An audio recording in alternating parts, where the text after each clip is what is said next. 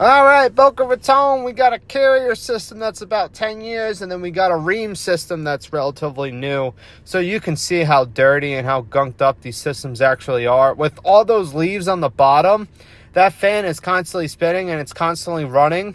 So with that stuff being on the bottom, it can get sucked up inside the unit and it can cause problems. So it's good that it's nice and clean, not to mention the silver part that runs around the outside unit. It's called a coil. When that coil gets super clogged up, it messes with the efficiency. It doesn't cool down as good. The life expectancy goes way down because the motors have to work harder. So the cleaner these outside units are, the more efficient and the better they're going to work. Hands down. Not to mention they're going to last a lot longer. So if maintenance gets done correctly, these air conditioners can last a lot longer than what they usually tend to do, especially down here in South Florida. So soap everything out.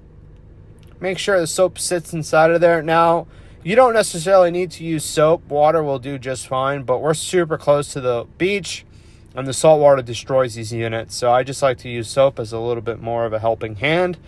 Make sure it treats them really good. Wash out the soap, get all the gunk out, and those things dropped. All the electricity dropped, the pressures dropped. They were breathing a lot better. I always like to clean the top so it doesn't look gunky. Clean off the surface. Look at that. So much better. There we go. Check all the electronics. Check all the refrigerant.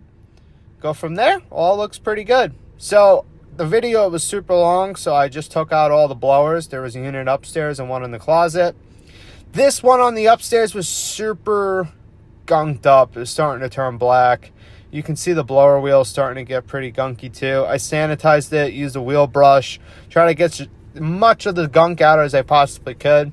Clean out the cabinets because when the fans are out, and then the ductwork. So that's all supposed to be yellow, starting to turn black.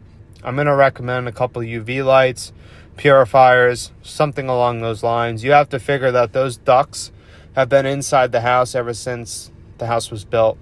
So this is the one upstairs, which is starting to get pretty bad, but it's old. Put the fan motors all back in, tighten everything up, change the filters, and we have another successful maintenance. Clean the doors so the dust doesn't get sucked back into my clean AC, and there we go.